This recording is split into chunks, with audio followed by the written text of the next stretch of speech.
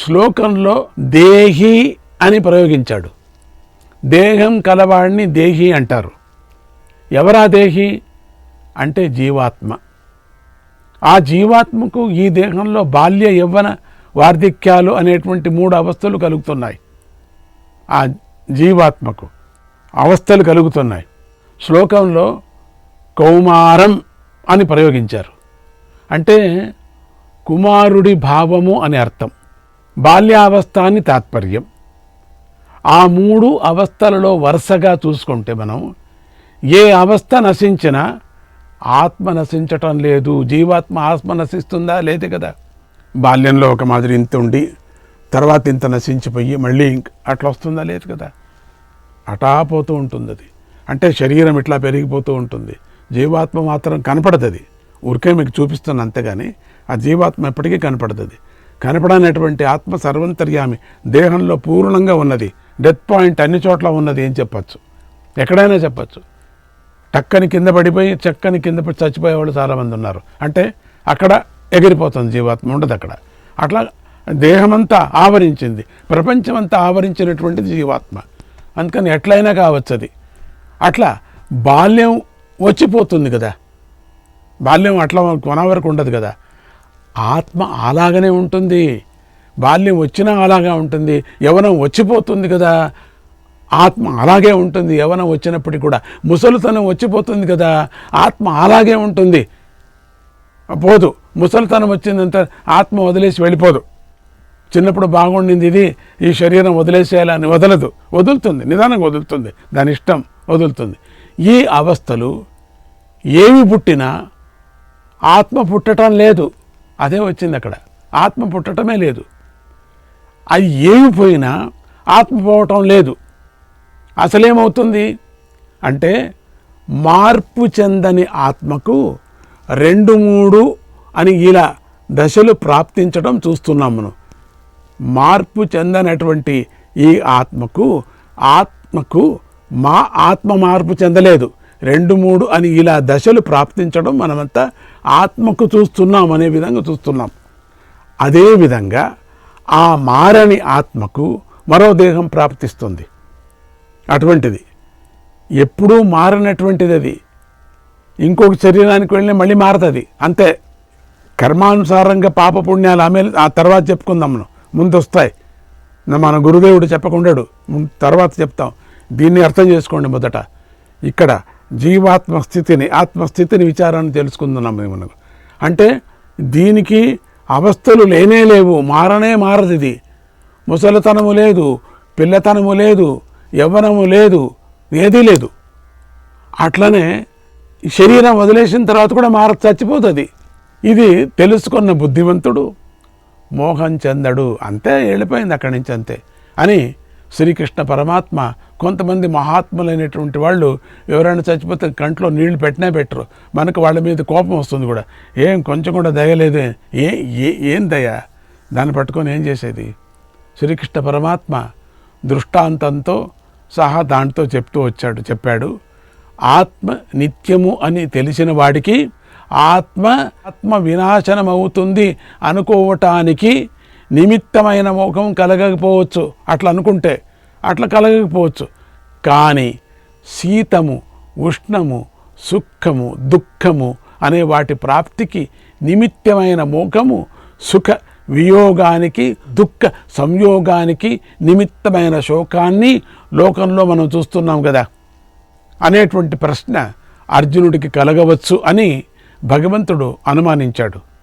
అంటే చావు లేని ఆత్మ గురించి నేను విచారించటం లేదు, మరణిస్తూ ఉన్న ఈ దేహాన్ని గురించి నేను విచారిస్తున్నాను అని అర్జునుడు అంటాడేమో అనే అనుమానంతో భగవంతుడు ఇలా చెబుతున్నాడు. అది నాకు తెలుసు, చావు అనేది ఈ శరీరానికి ఉంది అని, అది పోతుందేమో దానికి దుఃఖిస్తున్నాను అని చెప్తాడేమో అని చెప్పకోకుండా దానికి అక్కడ ఒక స్టాప్ వేశాడు.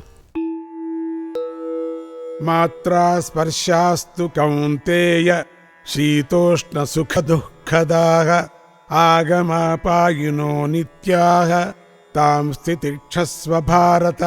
ఓ భరత వంశంలో పుట్టినవాడా, ఇంద్రియాలు మరియు విషయాలలో వాటి కలయికలు చలిని, వేడిని, సుఖాన్ని, దుఃఖాన్ని ఇస్తున్నాయి శరీరానికి. అవి వస్తూ ఉంటాయి, పోతూ ఉంటాయి. అవి ఎప్పుడూ ఉండేవి కాదు. ఏమండి బాగున్నారా? బాగున్నానండి, ఈరోజు చాలా బాగుందండి. ఏమయ్యా నువ్వు ఎలా బాగున్నా? ఏం బాగలేదండి, జ్వరం వచ్చింది. 3 రోజులు అయిన తర్వాత ఏమైంది? జ్వరం పోయింది. నువ్వు ఉన్నావు, అయితే జ్వరం పోయింది అంటే నువ్వు ఉన్నావా? ఉన్నావు, పోనీలేండి. అట్లా అవి వస్తూ ఉంటాయి, పోతూ ఉంటాయి. శీత ఉష్ణ సుఖ దుఃఖాలు ఎప్పుడూ ఉండేవి కావు. అవి వాటిని సహించుకో అన్నాడు భగవంతుడు. దాన్ని సహించుకోవాల మనం. అవి ఉండవు కదా, వెళ్ళిపోతాయి. ఇక్కడ మాత్రలు అంటే చెవి మొదలైన ఇంద్రియాలు అని అర్థం. మాత్రలంటే వేటి చేత శబ్దాలను తెలుసుకుంటున్నామో అవి చెవి మొదలైన ఇంద్రియాలు. శబ్దాన్ని తెలుసుకునే దాంతి చెవి. ఇక శబ్దము మొదలైన వాటితో ఆ మాత్రల కలయికను మాత్రాస్పర్శ అంటున్నాడు భగవంతుడు. ఆ కలయికను మాత్రాస్పర్శ అంటున్నాడు. ఆ శబ్దాలు యొక్క తెలుసుకోవటము, శబ్దము, కలయిక. ఈ స్పర్శాలంటే ఇంద్రియాల విషయ సంయోగాలు శీతోష్ణాలను, సుఖదుఖాలను కలిగిస్తాయి. స్పర్శ అనే మాటకు సృశింపబడేది అనే అర్థం కూడా చెప్పుకోవచ్చు. అంటే శబ్దము మొదలైన విషయాలు అని అర్థం. పంచకర్మేంద్రియాలు అంటే వాక్కు, అంటే పాణి, పాదము, పాయువు, ఉపస్థ. పంచ జ్ఞానేంద్రియాలు అంటే త్వక్కు, చక్షస్సు, శ్రోత్రము, జిహ్వ, ఘ్రాణము. అంటే చర్మము, కన్ను, చెవులు, నాలుక, ముక్కు అని అర్థం. మాత్ర స్పర్శలు శీతోష్ణ సుఖదుఖాలను ఇస్తాయి. చల్లదనం ఒకసారి సుఖాన్ని, మరోసారి దుఃఖాన్ని ఇస్తూ ఉంటుంది.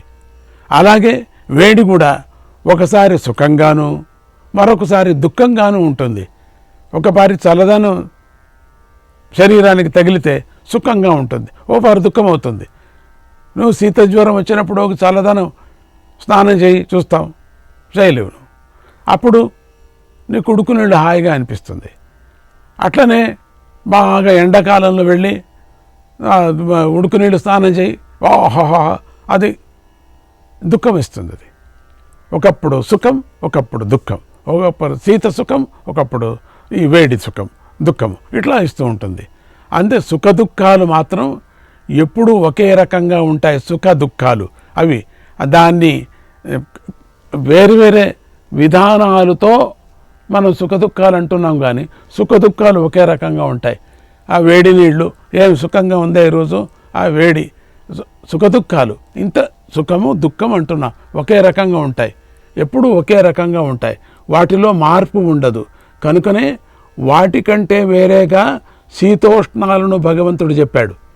అందుకని శీత ఉష్ణాలు అని చెప్పుకొని వచ్చాడు. అర్జున, ఇక్కడ తెలుసుకోవలసింది ఏమిటంటే ఆ మాత్రా స్పర్శలు ఒకప్పుడు వచ్చేవి, మరొకప్పుడు పోయేవి, వస్తూ ఉంటాయి, పోతూ ఉంటాయి. అందుకే అవి అనిత్యాలు.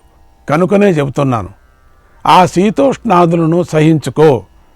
అంటే అవి కలిగినప్పుడు సంతోషాన్ని కానీ దుఃఖాన్ని కానీ చెందవద్దు అని చెప్పాడు కృష్ణ పరమాత్మ. పైకి ఇది ఏదో అడిగితే ఏదో చెప్పినట్టుగా కనిపిస్తుంది కదా, కానీ కృష్ణ పరమాత్మ నేరుగా దేహమంటే అనిత్యం అనకుండా ఇంద్రియాలు, అవి కలిగించే విషయాలు, వాటి వల్ల కలిగే అనుభవం అనిత్యం అంటున్నాడు. ఈ దేహానికి కలిగేటువంటి సుఖదుఖాలు ఏమున్నాయో, శీత ఉష్ణ దుఃఖాలు, అవి అనిత్యము. అవి పోతే ఇక మిగిలేదేముంది? ఏదీ లేదు.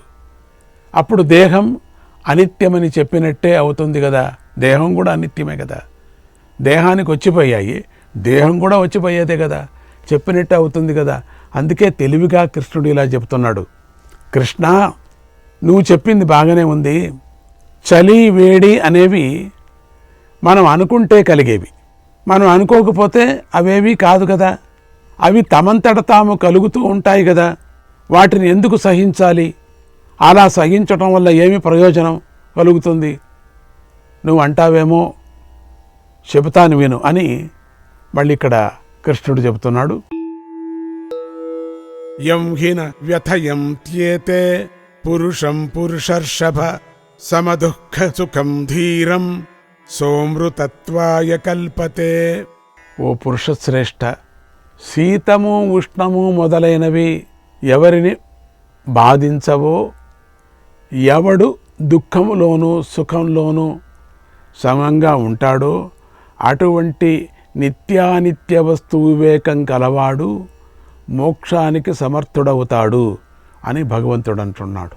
అర్జునుడు శ్రేయస్సు అంటూ శ్రేయస్సు గురించి చాలా మాట్లాడాడు. యుద్ధం చేసి నా వారిని చంపుకుంటే నాకు శ్రేయస్సు రాదు, నేను శ్రేయస్సే కోరుకుంటున్నాను. అంటే శ్రేయస్సు కోరుకునే మనం ఇటువంటి పని చేయవచ్చా? ఇలా అంటే ఎంతో చాలు చాలు అని చెప్పుకోండి, చాలు ఇది అని చెప్పాడు. అందుకే కృష్ణుడు యుద్ధం నుంచి పారిపోతే శ్రేయస్సు రాదయ్యా, అసలు ఆ శ్రేయస్సు ఎవరికి కలుగుతుంది, ఏం చేస్తే కలుగుతుంది అనేది చెబుతాను విను అని చెప్పాడు. అంటే పరిగెత్తిపోతే శ్రేయస్సు వస్తుంది అనుకున్నావా? కాదు. అయితే నీకు శ్రేయస్సు శ్రేయస్సు శ్రేయస్సు అని చెప్పావు, 5-6 మాటలు చెప్పావు. ఆ శ్రేయస్సు కావాలంటే ఏం చేయాలి? అయితే అర్జున, నువ్వు ధీరుడివి కాదు, నీలో ధీరత్వం చచ్చిపోయింది. అసలు ధీరుడు అంటే యుద్ధంలో పోటీ పడేవాడు కాదు. ధీరుడంటే అలాగని యుద్ధాన్ని విడిచి పారిపోయేవాడు కూడా కాదు. ఏదో ధీరుడంటే యుద్ధంలో పోటీ పడతాడేవాడు కాదు, అట్లా అంటే పారిపోయేవాడు కూడా కాదు. అసలు ధీరుడు అంటే ఎవడు అనే విషయాల్లో శాస్త్రాలు ఏమి చెబుతున్నాయంటే, దుఃఖంలో సుఖంలో ఎవడైతే ఒకే విధంగా ఉంటాడో, సుఖంలో కానీ దుఃఖంలో కానీ ఒకే విధంగా ఉంటాడో, అంటే దుఃఖం కలిగినప్పుడు విషాదము, సుఖం కలిగినప్పుడు హర్షము పొందడో అతడే ధీరుడు. ఇంత దుఃఖానికే ఒక చిన్న చీమ కొట్టింది అనుకోండి, దుఃఖం, అమ్మో ఏంటి చీమ కొట్టింది, ఏది గంటు చీమ, అబ్బో మంట మంట, ఇంత చిన్నదానికి అటువంటి వాడిని ఈ శీతోష్ణాదులు ధీరుడైనటువంటి వాడెవడు, ఏదొచ్చినా పర్వాలేదు అనుకున్న వాడికి శీతోష్ణాదులు ఏమీ బాధించవు, లాటరీ కొట్టినా కానీ చీమ కొట్టినా కానీ బాధించవు. అంటే నిత్యమైన ఆత్మదర్శనం నుంచి కదిలించలేవు వాడిని. పర్వాలేదులే, ఏమొస్తే 1000 రూపాయలు వచ్చినా ఒకటే, 10 లక్షలు వచ్చినా ఒకటే అనుకుంటాడు. అయ్యో చీమ కొట్టినా ఒకటే, పాము కొట్టినా ఒకటే. చూసారా? అలా నిత్యము ఆత్మదర్శనంలో నిష్ట కలవాడు, ఆత్మదర్శనంలో శీతము ఉష్ణము మొదలైన ద్వంద్వాలను సహించగలిగిన వాడు మృత్యువును దాటిపోతాడు. సహించాల. ఇప్పుడు పెద్ద వాళ్ళందరూ తపస్సు చేశారు, పుట్టలు పెరిగాయి, వాళ్ళు సహించలే. వాళ్ళు సహించిన తర్వాత వాళ్ళు గెలిచారు, శరీరంతో సమాంతంగా ఆత్మాని గెలిచేశారు వాళ్ళు. అందుకని వాళ్ళు ఇచ్ఛామరణులాగా ఉండిపోయారు. మృత్యువును దాటిపోతాడు వాడు. అమృతత్వం అంటే మోక్షమే, ధీరుడే మోక్షానికి సమర్థుడవుతాడు అని శాస్త్రాలు అంటున్నాయి. ఇటువంటి ధీరత్వం నీకుందా ధీరత్వం అనేది? లేకపోతే నీకు మోక్షం లేదు అనే ప్రశ్న గర్భితమైన మాటను భగవంతుడు పలికాడు. నీకు మోక్షం లేదు, నీకు ధీరత్వం లేదు కాబట్టి శీతోష్ణాదులను సహించటమే మంచిది. సుఖదుఖాలు సహించాల. ఎలా సహించాలంటే శోకమోహాదులు లేకుండా చేసుకొని సహించాలి. శోకమోహాదులు లేకోకుండా సహించాలండి మనం. ఇదే మంచి పద్ధతి అనేందుకు మరొక కారణాన్ని భగవంతుడు చూపిస్తున్నాడు ఇక్కడ. నా సతో విద్యతే భావః నా భావో విద్యతే సతః ఉభయోరపి దృష్టోంతః త్వనయోస్తత్వదర్శిభిః. అసద్వస్తువుకు ఉండటం అనేది లేదు, సద్వస్తువుకు లేకపోవటం అనేది లేదు. అసద్వస్తు సద్వస్తు. తత్వవేత్తలు ఈ రెండింటిని గురించిన సత్యాన్ని తెలుసుకొని ఉన్నారు. సత్ అంటే నిత్య సత్యమైన వస్తువు సత్ అంటే. అసత్ అంటే దానికి భిన్నమైన అనిత్య అసత్య వస్తువు అనే. లేనిది ఎప్పుడూ లేదు, ఉన్నది ఎప్పుడూ లేకుండా పోలేదు. ఆ ఉన్నదానిని గురించి తెలుసుకో అన్నాడు భగవంతుడు. ఇదే నిత్యానిత్య వస్తు వివేకము. శీతము ఉష్ణము మొదలైనవి మరియు వాటి కారణాలు వాస్తవంగా లేనేలేవు. లేని వాటికి ఉండటం అనేది ఎలా కలుగుతుంది? ప్రత్యక్షము మొదలైన ఏ ప్రమాణము చేత కూడా ఇది శీతము, ఇది ఉష్ణము అని నిరూపించగల సద్వస్తువు అనేది ఏది లేనే లేదు కదా. నిరూపించేటువంటిది లేదు. ఎందుకంటే ఆ శీతోష్ణాదులు వికారములై ఉన్నాయి కాబట్టి. వికారం ఎప్పుడూ మారుతూ ఉంటుంది కదా. మట్టితో చేసిన కుండలో ఎంత చూసినా మట్టి కాకపోతే మరొకటి కనిపించదు అక్కడ. కనుక మట్టి సత్యము, కుండ అసత్యం. కుండ అసత్యం, అది ఏర్పడింది అంతే. అది కారణం, ఆ ఏర్పడిన దానికి కారణం మట్టి, దాని వికారం కుండ.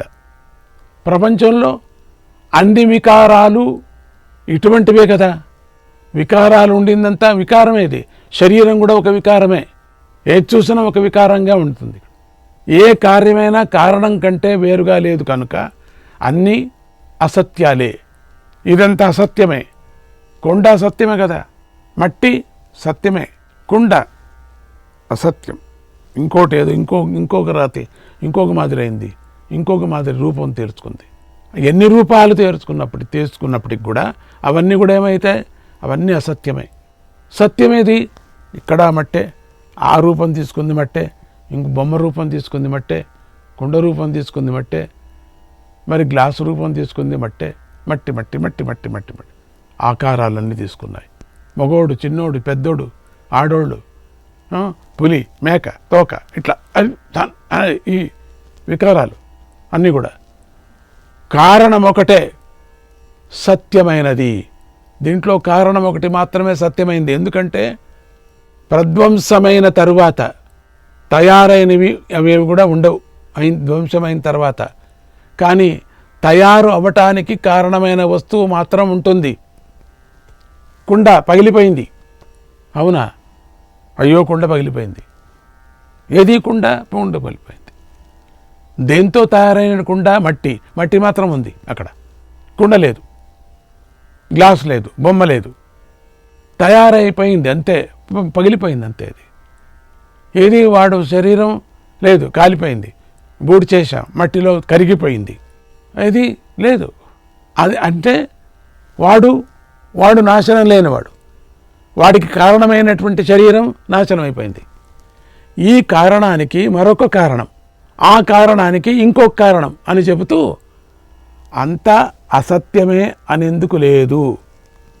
ఎందుకంటే అన్నిటిలోనూ సత్తు అసత్తు అనే రెండు బుద్ధులు కలుగుతాయి. ఇక్కడ రెండు బుద్ధులు కలుగుతున్నాయి. దేని విషయంలో బుద్ధి మారదో ఆ వస్తువు సద్వస్తువు.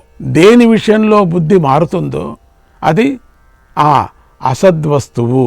అంటే అసద్వస్తువు సద్వస్తువు విచారంగా మీ డీటెయిల్గా చెప్పుకు వెళ్ళారు. అంటే ఇది కుండ, ఇది బట్ట అని ఈ విధంగా అనుకునే బుద్ధికి విషయములైన కుండ మొదలైనవి మారిపోయేవి కాబట్టి అవి అసద్వస్తువులు. కుండ మారిపోతున్నది, అసద్వస్తువు. ఉంది అన్న బుద్ధికి విషయమైనది అస్తిత్వమే కానీ అసత్తు కాదు. అస్తిత్వం దానికి, అందులో మార్పు లేనే లేదు.